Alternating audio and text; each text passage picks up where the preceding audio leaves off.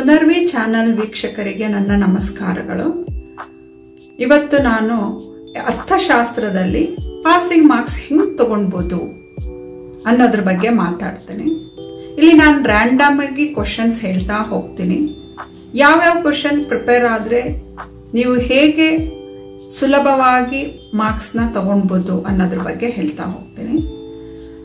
ತುಂಬ ಈಸಿಯಾಗಿರೋ ಅಂಥದ್ದು ಅಂತಂದರೆ ಪ್ರಾಕ್ಟಿಕಲ್ ಓರಿಯೆಂಟೆಡ್ ಕ್ವೆಶನ್ಸ್ ಅಂತ ಹೇಳ್ತೀವಿ. ಪಾರ್ಟ್ ನಲ್ಲಿ ಪ್ರಾಕ್ಟಿಕಲ್ ಓರಿಯೆಂಟೆಡ್ ಕ್ವೆಶನ್ಸ್. ಈ 2nd PUC ಅರ್ಥಶಾಸ್ತ್ರದಲ್ಲಿ 6 ಚಾಪ್ಟರ್ ಇಂದ ಈ ಪ್ರಾಕ್ಟಿಕಲ್ ಓರಿಯೆಂಟೆಡ್ ಕ್ವೆಶನ್ಸ್ ಕೊಡ್ತಾರೆ. ಸೊ 6ರಲ್ಲಿ ನೀವು 5 ಪ್ರಿಪೇರ್ ಆದರೆ ಸಾಕು. Chapter 2, chapter 3 and chapter 4 micro economics ಅಲ್ಲಿ 3 ಕ್ವೆಶನ್ ಇದೆ. ಮ್ಯಾಕ್ರೋದಲ್ಲಿ 3 ಇದೆ. Chapter 9, 12 and 11. ಸೊ ಇದರಲ್ಲಿ ನೀವು ಯಾವುದಾದ್ರೂ ಒಂದು ಸ್ಕಿಪ್ ಮಾಡ್ಬೋದು. ಅದು ಡಿಮಾನಿಟೈಸೇಷನ್ ನಿಮಗೆ ಕಷ್ಟ ಆಗುತ್ತೆ ಅದರ ಬಗ್ಗೆ ಬರೆಯೋದು ಅಂದರೆ ಅದನ್ನು ಸ್ಕಿಪ್ ಮಾಡಿ. ಉಳಿದಿದ್ದೆಲ್ಲನೂ ನೀವು ಪ್ರಿಪೇರ್ ಆದರೆ 5 ಕ್ವೆಶನ್ ಪ್ರಿಪೇರ್ ಆದರೆ 10 ಮಾರ್ಕ್ ಬರುತ್ತೆ. ಈಸಿಯಾಗಿ 10 ಮಾರ್ಕ್ಸ್ ತಗೊಳ್ಬೋದು. ಮೋರ್ ಓವರ್ ಈ ಪ್ರಾಕ್ಟಿಕಲ್ ಓರಿಯೆಂಟೆಡ್ ತುಂಬ ಸಿಂಪಲ್ ಆಗಿದೆ. ಈಸಿಯಾಗಿ ನೀವು ಪ್ರಾಕ್ಟೀಸ್ ಮಾಡಿದ್ರೆ 10 ಮಾರ್ಕ್ಸ್ ಬರುತ್ತೆ. ಇನ್ನ 5 ಮಾರ್ಕ್ಸ್ ಆರಾಮ್ಸೆ ತಗೊಳ್ಬೋದು. 9 ಚಾಪ್ಟರ್ ಇದೆ. 9 ಚಾಪ್ಟರ್ ಅಲ್ಲಿ ನಿಮಗೆ ಮ್ಯಾಚ್ ದಿ ಫಾಲೋಯಿಂಗ್ ಹೊಂದಿಸಿ ಬರೆಯಿರಿ 5 ಮಾರ್ಕ್ಗೆ ಕೇಳ್ತಾರೆ. ಅದರಲ್ಲಿ ಎಷ್ಟು ಚಾಪ್ಟರ್ ಅಲ್ಲಿ ಇದೆ ಅಂತ ಹೇಳಿದೆ? 9 ಚಾಪ್ಟರ್ ಅಲ್ಲಿ ಇದೆ ಅಂತ ಹೇಳ್ತಾರೆ. 9ರಲ್ಲಿ ಈಚ್ ಚಾಪ್ಟರ್ ಇಂದ 5 ಕೊಡ್ತಾರೆ ಮ್ಯಾಚ್ ದಿ ಫಾಲೋಯಿಂಗ್. ಅಂದ್ರೆ ನೀವು 45 ಮ್ಯಾಚ್ ದಿ ಫಾಲೋಯಿಂಗ್ ಏನಿದೆ 45 ಇರುತ್ತೆ. ಅದನ್ನ ಕರೆಕ್ಟ್ ಆಗಿ ಪ್ರಾಕ್ಟೀಸ್ ಮಾಡಿದ್ದೆ ಆದ್ರೆ ಅಲ್ಲೇ ಆನ್ಸರ್ ಇರುತ್ತೆ. ಯಾವುದಕ್ಕೆ ಯಾವುದನ್ನ ನಾವು ಜೋಡಣೆ ಮಾಡಬೇಕು ಅನ್ನೋದು ಮಾತ್ರನೇ ನೀವು ನೆನ್ಪಿಟ್ಕೊಳ್ಬೇಕು. ಸೊ ಆರಾಮ್ಸೆ 5 ಮಾರ್ಕ್ಸ್ ನಿಮ್ಗೆ ಸಿಗುತ್ತೆ. ಪ್ರಾಕ್ಟಿಕಲ್ ಓರಿಯೆಂಟೆಡ್ ಇಂದ 10 ಮಾರ್ಕ್.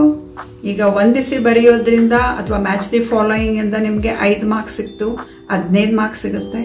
ಇನ್ನೊಂದು ಫ್ಲೋ ಚಾರ್ಟ್ ಅಂತ ಕೊಡ್ತಾರೆ. ಫ್ಲೋ ಚಾರ್ಟ್ ಒಂದಿದ್ದೇ ಇರುತ್ತೆ. ನಮ್ಮ ಮ್ಯಾಕ್ರೋ ಎಕನಾಮಿಕ್ಸ್ ಅಲ್ಲಿ 2 ಚಾಪ್ಟರ್ ಅಲ್ಲಿ 3 ಫ್ಲೋ ಚಾರ್ಟ್ ಇದೆ. ಒಂದು ಗವರ್ನಮೆಂಟ್ ಬಜೆಟ್, ಚಾಪ್ಟರ್ 11 ಅಲ್ಲಿ ಗವರ್ನಮೆಂಟ್ ಬಜೆಟ್ ಇದೆಯಲ್ಲ ಅದರದ್ದೊಂದು ಫ್ಲೋ ಚಾರ್ಟ್ ಇದೆ. ಅದನ್ನ 4 ಮಾರ್ಕ್ ಕೇಳ್ತಾರೆ. ಅದು ಬಿಟ್ರೆ ನಿಮಗೆ ಓಪನ್ ಎಕಾನಮಿನಲ್ಲಿ 2 ಇದೆ.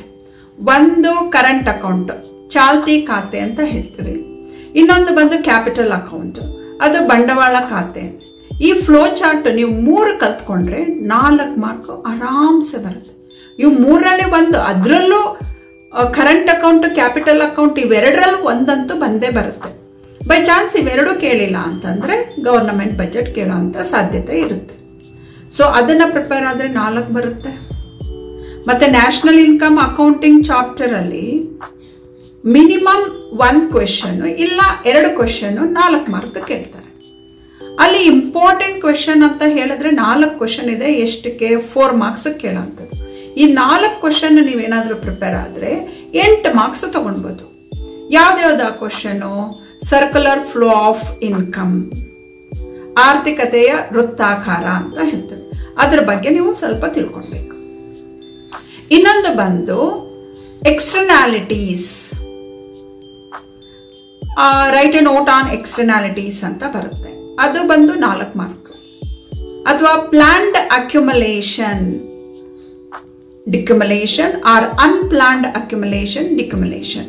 ಸೊ ಇವು 4 ಸರ್ಕ್ಯುಲರ್ ಫ್ಲೋ ಆಫ್ ಇನ್ಕಮ್, ಇನ್ನೊಂದು ಬಂದು ಎಕ್ಸ್ಟರ್ನಾಲಿಟೀಸ್, ಇನ್ನೊಂದು ಬಂದು planned economy, planned accumulation and decumulation, unplanned accumulation and decumulation. ಈ 4 ನೀವೇನಾದ್ರೂ ಪ್ರಿಪೇರ್ ಆದ್ರೆ ಅದರಲ್ಲಿ 2 ಅಂತೂ ಬಂದೇ ಬರುತ್ತೆ. ಸೊ 8 ಮಾರ್ಕ್ಸ್ ಆರಾಮ್ಸೆ ಬರುತ್ತೆ ಅಲ್ಲಿಂದ. ಮತ್ತೆ 4 ಮಾರ್ಕ್ಸ್ಗೆ ನಿಮಗೆ ಡಿಫ್ರೆನ್ಸ್ ಬಿಟ್ವೀನ್ ಅಂತ ಕೇಳ್ತಾರೆ. ಈ ಡಿಫ್ರೆನ್ಸ್ ಬಿಟ್ವೀನ್ ಯಾವ್ದ್ಯಾವ್ದು ಇರುತ್ತೆ ಅಂತ ನೋಡೋದಾದ್ರೆ micro economics, macro economic difference ಕೇಳ್ಬೋದು. ಇಲ್ಲ ಟೋಟಲ್ ಯುಟಿಲಿಟಿ, ಮಾರ್ಜಿನಲ್ ಯುಟಿಲಿಟಿ, ಅದೇ ಒಟ್ಟು ತುಷ್ಟಿಗುಣ, ಸೀಮಾಂತ ತುಷ್ಟಿಗುಣ, ಇದ್ರ ಬಗ್ಗೆ ಕೇಳ್ಬೋದು. ಸಬ್ಸ್ಟಿಟ್ಯೂಟ್ಸ್ ಕಾಂಪ್ಲಿಮೆಂಟರಿ ಗೂಡ್ಸ್ ಕೇಳ್ಬೋದು. ಬದಲಿ ವಸ್ತು ಮತ್ತೆ ಪೂರಕ ವಸ್ತುಗಳ ಬಗ್ಗೆ ಡಿಫ್ರೆನ್ಸ್ ಮಾಡಿ ಅಂತ ಕೇಳ್ಬೋದು. ಅದಿಲ್ಲ ಅಂದ್ರೆ normal goods and inferior goods, normal goods and inferior goods ಬಗ್ಗೆ ಕೇಳ್ಬೋದು. ಅದು ಸಾಮಾನ್ಯ ಸರಕುಗಳು ಅಥವಾ ಕೆಳ ದರ್ಜೆಯ ಸರಕುಗಳ ಬಗ್ಗೆ ವ್ಯತ್ಯಾಸ ಬರೀರಿ ಅಂತ ಕೇಳ್ಬೋದು. ಸೊ ಈ 4 ಪ್ರಿಪೇರ್ ಆದ್ರೆ 4ರಲ್ಲಿ 1 ಕೇಳಿದ್ರು ಕೂಡ 4 ಮಾರ್ಕ್ಸ್ ಬರುತ್ತೆ. ಇದು ನೀವು ಸಿಸ್ಟಮ್ಯಾಟಿಕ್ ಆಗಿ ಪ್ರಿಪೇರ್ ಆಗಿ ಕರೆಕ್ಟ್ ಆಗಿ ಪ್ರಿಪೇರ್ ಆಗಿದ್ದೀರಾ ಅಂತಂದ್ರೆ ನಿಮಗೆ ಪ್ರತಿ ಸತಿ 4 ಮಾರ್ಕು 6 ಮಾರ್ಕು ಈ ತರ ಜೋಡಿಸ್ತಾ ಹೋದ್ರೆ ಎಂತ ಒಳ್ಳೆ ಮಾರ್ಕ್ಸ್ ಬರುತ್ತೆ ಅಲ್ವಾ ಮಕ್ಕಳ. ಇನ್ನು determination of income and employment ಅಂತ ನೀವು ಕನ್ಸಿಡರ್ ಮಾಡೋದೇ ಆದ್ರೆ ಅಲ್ಲಿ ಕೂಡ ನಿಮಗೆ aggregate demand with the help of a diagram ಅಂತ ಕೇಳ್ತಾರೆ. ಸಮಗ್ರ ಬೇಡಿಕೆ ಅರ್ಥವನ್ನು ಬರೆಯಿರಿ ಮತ್ತೆ ರೇಖಾಚಿತ್ರದ ಮೂಲಕ ವಿವರಿಸಿ ಅಂತ ನಿಮಗೆ ಕೇಳ್ಬೋದು. ಸೊ ಅದು ಒಂದು ಇಂಪಾರ್ಟೆಂಟ್ ಕ್ವಶನ್. ಈ ಚಾಪ್ಟರ್ ಅಲ್ಲಿ ಇನ್ನೆರಡು ಕ್ವಶನ್ ಏನು ಅಂತಂದ್ರೆ ಎಕ್ಸ್ಪ್ಲೈನ್ ಕನ್ಸಂಪ್ಷನ್ ಫಂಕ್ಷನ್ ಅಂತ ಹೇಳ್ತಾರೆ. ಅನುಭೋಗ ಬಿಂಬಕ ಅದೊಂದು ಕೇಳ್ಬೋದು. ಇಲ್ಲ ಅಂತಂದ್ರೆ ಅನುಭೋಗ ಮತ್ತೆ ಹೂಡಿಕೆ ಬಿಂಬಕದ ಬಗ್ಗೆ ಬರೀರಿ ಅಂತ ಕೇಳ್ಬೋದು. ಅಂದ್ರೆ consumption and investment function with the help of a diagram. Explain consumption and investment function with the help of a diagram ಅಂತ ಕೇಳ್ಬೋದು. ಸೊ ಇದರಲ್ಲಿ ನಿಮಗೆ 3ರಲ್ಲಿ ಒಂದು 4 ಮಾರ್ಕ್ ಕ್ವಶನ್ ಒಂದು ಬಂದೇ ಬರುತ್ತೆ. ಸೊ ಈ ರೀತಿಯಾಗಿ ನೀವು ರ್ಯಾಂಡಮ್ ಆಗಿ ಸೆಲೆಕ್ಟ್ ಮಾಡ್ತಾ ಪ್ರಿಪೇರ್ ಆಗ್ತಾ ಹೋದ್ರೆ ನಿಮಗೆ ಎಕನಾಮಿಕ್ಸ್ ಪ್ರಿಪೇರ್ ಆಗ್ತಾ ಇದ್ದೀರಾ ಅಂತ ಕೂಡ ಅನ್ಸೋದಿಲ್ಲ. ಮತ್ತೆ ಇವೆಲ್ಲ ತುಂಬಾ ಇಂಪಾರ್ಟೆಂಟ್ ಆಗಿರೋಂಥ ಕ್ವಶನ್ಸ್ ಆಗಿರೋದ್ರಿಂದ ಬಂದೇ ಬರುತ್ತೆ. ಮತ್ತೆ ನೀವು ಆರಾಮ್ಸೆ ಬರೆದು ಒಳ್ಳೆ ಮಾರ್ಕ್ಸ್ನ ತಗೊಳ್ಬೋದು ಅಂತ ಹೇಳ್ತೀವಿ.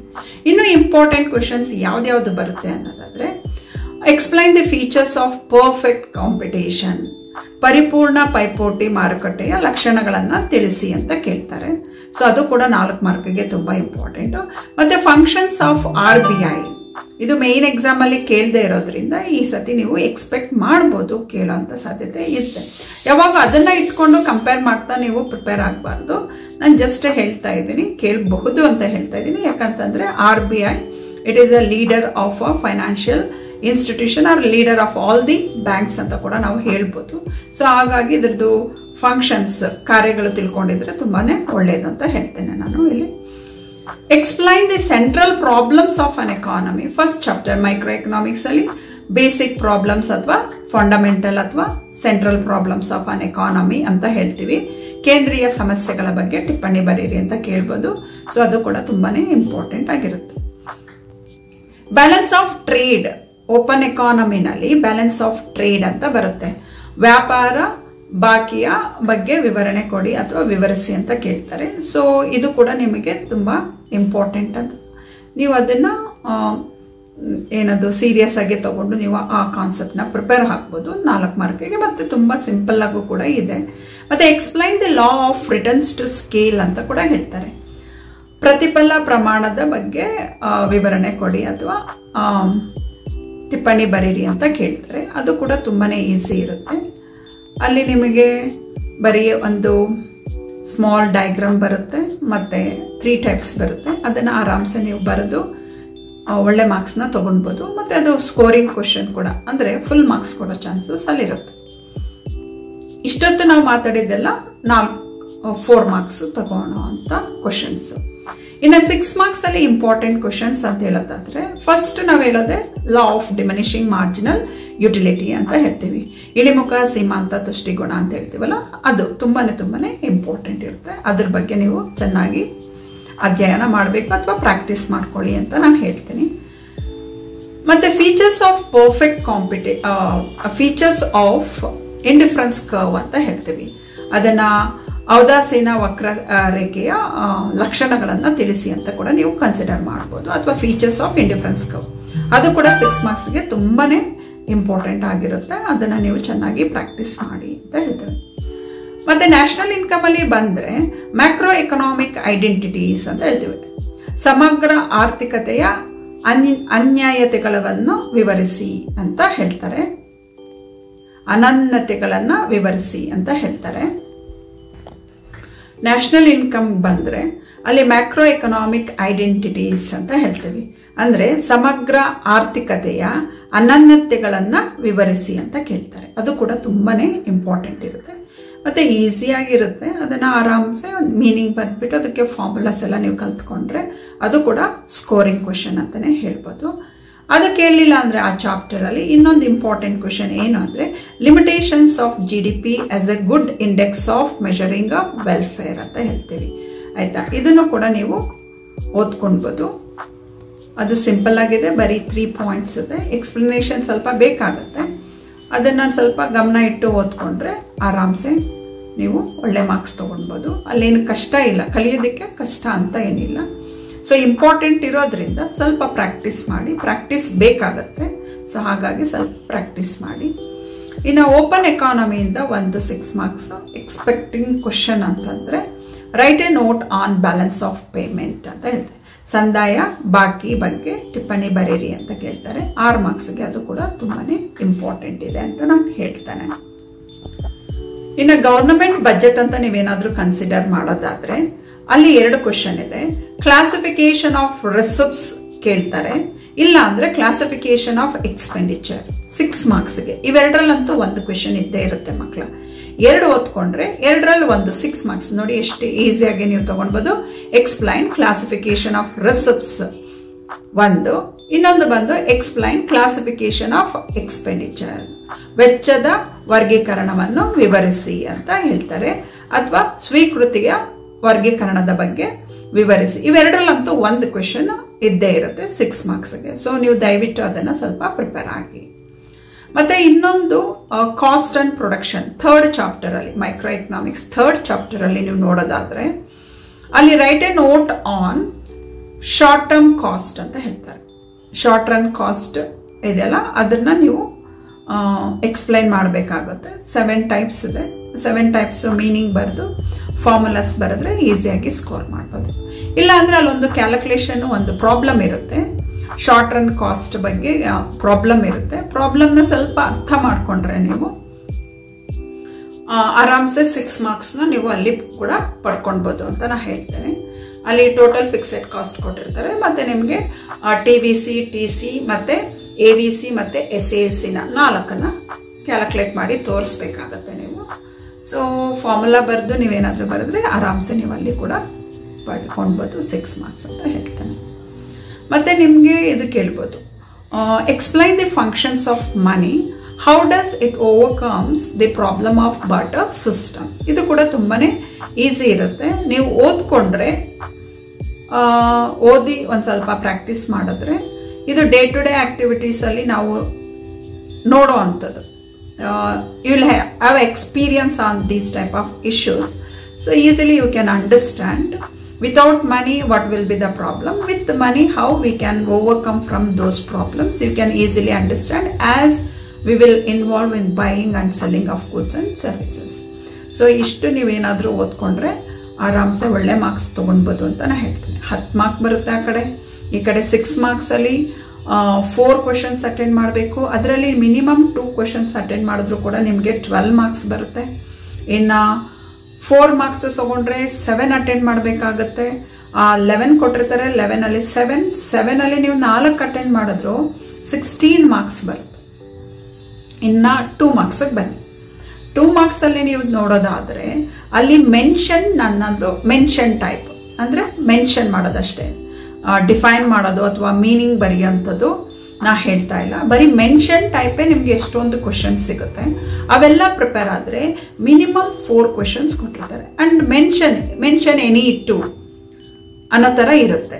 Mention any 2 short run cost, mention 2 determinants of supply curve. ಈ ಥರದ್ದೆಲ್ಲ ನಿಮಗೆ ಕೇಳೋದಾದ್ರೆ ಅದು ಸಿಂಪಲ್ ಆಗಿ 2 ಇರುತ್ತೆ. ನೆನಪು ಕೂಡ ಇಟ್ಕೊಳ್ಬೋದು. 4 ಕ್ವಶನ್ 8 ಮಾರ್ಕ್ಸ್ ಬರುತ್ತೆ ನೋಡಿ. ಮತ್ತೆ ಇದೇ 2 ಮಾರ್ಕ್ಸ್ ಅಲ್ಲಿ ಡಿಫರೆನ್ಸ್ ಬಿಟ್ವೀನ್ ಅಂತ ಇದೆ. ಡಿಫರೆನ್ಸ್ ಬಿಟ್ವೀನ್ ಹಾರ್ಡ್ಲಿ ಅಲ್ಲಿ ಒಂದು 7 ಇರ್ಬೋದು ಡಿಫರೆನ್ಸ್ ಬಿಟ್ವೀನ್. ಸೊ ಆ 7 ಅನ್ನು ನೀವು ಕರೆಕ್ಟ್ ಆಗಿ ಕಲ್ತ್ಕೊಂಡಿದ್ದಾದ್ರೆ ಮಿನಿಮಮ್ 2 ಕೊಟ್ಟರು ಕೂಡ ಕ್ವಶನ್ ಪೇಪರ್ ಅಲ್ಲಿ 2 ಕ್ವಶನ್ ಕೇಳಿದ್ರು ಕೂಡ ನೀವು 4 ಮಾರ್ಕ್ ಪಡ್ಕೊಳ್ಬೋದು. ಮತ್ತೆ 2 ಡಿಫರೆನ್ಸ್ ಬರಿಬೇಕು. ಸೊ 2 ಡಿಫರೆನ್ಸ್ ಬರೆಯೋದೇನು ಅಂತ ಕಷ್ಟದ್ದು ಕೆಲಸ ಅಲ್ಲ ಅಂತ ನಾನು ಅನ್ಕೊಂಡಿದ್ದೀನಿ. ಆರಾಮಾಗಿ ನೀವು ನೋಡ್ಕೊಳ್ಬೋದು. ಮತ್ತೆ ಬಂದು ಮಲ್ಟಿಪಲ್ ಚಾಯ್ಸ್ ಇರುತ್ತಲ್ಲ, ಮಲ್ಟಿಪಲ್ ಚಾಯ್ಸ್ ಅಲ್ಲಿ ನಿಮಗೆ ಚಾಯ್ಸ್ ಅಲ್ಲೇ ಇರುತ್ತೆ. ಸೊ ನೆನ್ಪಿಟ್ಕೊಳ್ಬೇಕು ಯಾವ ಕ್ವಶನ್ಗೆ ಯಾವುದು 4ರಲ್ಲಿ ಯಾವುದು ಅನ್ನೋದನ್ನ ಚೂಸ್ ಮಾಡೋದು. ಸ್ವಲ್ಪ ಗಮನ ಇಟ್ಟು ನೀವು ಎವ್ರಿ ಡೇ ಸ್ವಲ್ಪ 2 ಚಾಪ್ಟರ್ 3 ಚಾಪ್ಟರ್ ತಗೊಂಡು ಸ್ವಲ್ಪ ಅದ್ರ ಕಡೆ ಗಮನ ಕೊಟ್ಟು ನೀವು ಪ್ರಾಕ್ಟೀಸ್ ಮಾಡಿದ್ದೆ ಆದರೆ ಒಂದು ಸ್ವಲ್ಪ ಕ್ಲೂ ಇಟ್ಕೊಳ್ಳಿ. ಈ ಥರ ಕ್ವಶನ್ ಇದ್ರೆ ಅದಕ್ಕೆ ಯಾವುದು ಆನ್ಸರ್ ಅನ್ನೋದು ಸ್ವಲ್ಪ ನೀವು ಗಮನ ಇಟ್ಟು ಓದಿದ್ದೆ ಆದರೆ ಆರಾಮ್ಸೆ ಅಲ್ಲೂ ಕೂಡ 5 ಮಾರ್ಕ್ಸ್ ನೀವು ಪಡ್ಕೊಳ್ಬೋದು. ಇನ್ನು ಫಿಲ್ ಇನ್ ದ ಬ್ಲಾಂಕ್ಸ್ ಮತ್ತು 1 ಮಾರ್ಕ್ ಕ್ವಶನ್ಸ್ ಇರುತ್ತೆ. 1 ಮಾರ್ಕ್ ಕ್ವಶನಲ್ಲಿ ಸ್ವಲ್ಪ ಕ್ವಶನೇ ಇಂಪಾರ್ಟೆಂಟ್ ಕ್ವಶನ್ಸ್ ಇದೆ. ಸೊ ಅದನ್ನು ನೀವು ಸ್ವಲ್ಪ ಗಮನ ಇಟ್ಟು ಓದ್ಕೊಂಡಿದ್ದೆ ಆದರೆ 5 ಮಾರ್ಕ್ಸ್ ಬರುತ್ತೆ ಅಲ್ಲಿ. ಮತ್ತು ಫಿಲ್ ಇನ್ ದ ಬ್ಲಾಂಕ್ಸಲ್ಲೂ ಕೂಡ 5 ಮಾರ್ಕ್ಸ್ ಬರುತ್ತೆ. ಎಲ್ಲ ಚಾಪ್ಟರಲ್ಲೂ ಒಂದು 5 ಇಲ್ಲ 6 ಫಿಲ್ ಇನ್ ದ ಬ್ಲಾಂಕ್ಸ್ ಇರುತ್ತೆ. ಸೊ ಅದನ್ನು ನೀವು ಸ್ವಲ್ಪ ಗಮನ ಇಟ್ಟು ಓದ್ಕೊಂಡಿದ್ದಾದರೆ ಸಿಂಗಲ್ ವರ್ಡ್ ಆನ್ಸರ್ಸ್ ಅಲ್ವಾ. So same fill in the blanks questions ಕೇಳೋದ್ರಿಂದ ನೀವು 2nd PUCನಲ್ಲಿ ಇರೋದ್ರಿಂದ ಅದೇನು ಅಷ್ಟು ಕಷ್ಟ ಆಗೋದಿಲ್ಲ. ಏನು ಅಂದರೆ ನಿಮಗೆ ಒಂದು ವಿಲ್ ಪವರ್ ಅಂತೀವಲ್ಲ ಅದು ಸ್ಟ್ರಾಂಗ್ ಆಗಿ ಇಟ್ಕೊಳ್ಬೇಕು. ನಾನು ನೆನ್ಪಿಟ್ಕೊಳ್ತೀನಿ, ನಾನು ಓದ್ತೀನಿ, ನಾನು ಬರಿತೀನಿ, ನನ್ನ ಕೈಲಿ ಆಗುತ್ತೆ ಅಂತ ಯಾವಾಗ ನಿಮಗೆ ಅನಿಸುತ್ತೋ ಅವಾಗ ಇದೆಲ್ಲ ವೆರಿ ಸಿಂಪಲ್, ತುಂಬ ಈಸಿ ಅನಿಸುತ್ತೆ. ಇಷ್ಟೇನಾ ಇದನ್ನು ಕಲಿಯೋಕೆ ಅಷ್ಟೊಂದು ಕಷ್ಟಪಡ್ತಾ ಇದ್ನಾ ಅನ್ಸೋದಕ್ಕೆ ಸ್ಟಾರ್ಟ್ ಆಗುತ್ತೆ. ಸೊ ಡಿಯರ್ ಸ್ಟೂಡೆಂಟ್ಸ್, ನಾನು ಏನೇನು ಹೇಳಿದ್ದೀನೋ ಆ ಕ್ವಶನ್ಸ್ನ ಸ್ವಲ್ಪ ನೋಡಿ ನೀವು ಪ್ರಿಪೇರ್ ಆಗಿದ್ದೆ ಆದರೆ ಆರಾಮ್ಸೆ ನೀವು ಎಕನಾಮಿಕ್ಸಲ್ಲಿ ಪಾಸ್ ಆಗ್ಬೋದು. ಸಪ್ಲಿಮೆಂಟ್ರಿ ಎಕ್ಸಾಮ್ ತೊಗೊಳೋದಕ್ಕೆ ಏನೇ ರೀಸನ್ ಇರ್ಬೋದು, ಬಟ್ ಅದನ್ನೆಲ್ಲ ನೀವು ತಲೆನಲ್ಲಿ ಇಟ್ಕೊಂಡೆ ಎಕ್ಸಾಮ್ ಇದೆ, ನಾನು ಎಕ್ಸಾಮಲ್ಲಿ ಒಳ್ಳೆ ಮಾರ್ಕ್ಸ್ ತೊಗೊಳ್ಬೇಕು, ನಾನು ಪ್ರಿಪೇರ್ ಆಗಬೇಕು, ನಾನು ಹೇಳಿರೋ ಕ್ವಶನ್ ಜೊತೆಗೆ ಇನ್ನೂ ನಿಮಗೆ ಸಾಕಷ್ಟು ಸಮಯ ಇದೆ, ನನ್ನ ಕೈಲಿ ಓದೋಕ್ಕಾಗ್ತಿದೆ ಅಂದರೆ ಇನ್ನೂ ನೀವು ಪ್ರಿಪೇರ್ ಆಗ್ಬೋದು. ಪ್ರಿಪೇರ್ ಆಗಿ ಎಲ್ಲ ಕ್ವಶನ್ಸು ಪ್ರಿಪೇರ್ ಆಗಿ ಒಳ್ಳೆ ಮಾರ್ಕ್ಸ್ ಪಡ್ಕೊಳ್ಳಿ. All the best for your exams. Thank you for watching. And those who have not subscribed, please do subscribe to this channel to get more videos on education. Thank you so much.